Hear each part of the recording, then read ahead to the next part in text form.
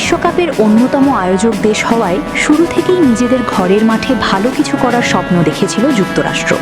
সেই স্বপ্নকে বাস্তবে রূপ দিতে দারুণ ফুটবলও খেলেছিল মার্কিনরা। গ্রুপ পর্ব ও নকআউটের শুরুতে আত্মবিশ্বাসী পারফরমেন্সে সমর্থকদের আশা জাগিয়েছিল দলটি। তবে শেষ ১৬তে শক্তিশালী বেলজিয়ামের বিপক্ষে হেরে বিশ্বকাপ অভিযান শেষ হয়ে যায় যুক্তরাষ্ট্রের। নিজেদের বিদায়ের পর এখন নতুন এক আলোচনা ঘুরছে বিশ্ব ফুটবলে। মার্কিন প্রেসিডেন্ট ডোনাল্ড ট্রাম্পের প্রশাসনের কয়েকজন কর্মকর্তা প্রকাশ্যে জানিয়েছেন এবার তারা ইংল্যান্ডকে বিশ্বকাপ জিততে দেখতে চান। যুক্তরাষ্ট্র ছিটকে যাওয়ার পর ইংল্যান্ডের প্রতি এই সমর্থন আন্তর্জাতিক গণমাধ্যমেও আলোচনার জন্ম দিয়েছে।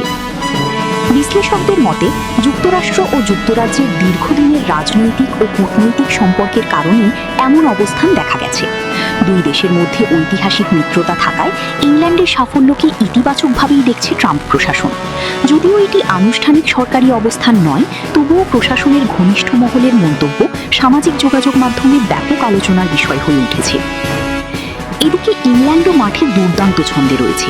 কোয়ার্টার ফাইনালে শক্ত প্রতিপক্ষকে হারিয়ে সেমিফাইনালে জায়গা করে নেওয়া দলটি এখন শিরোপার অন্যতম দাবিদার। বহু বছর পর বিশ্বকাপ জয়ের স্বপ্নে বিভোর ইংলিশ সমর্থকদের প্রত্যাশাও আকাশ ছোঁয়া। অন্যদিকে যুক্তরাষ্ট্রের সমর্থকদের অনেকেই মনে করছেন নিজেদের দল বিদায় নেওয়ার পর ইংল্যান্ডকে সমর্থন করাই স্বাভাবিক সিদ্ধান্ত।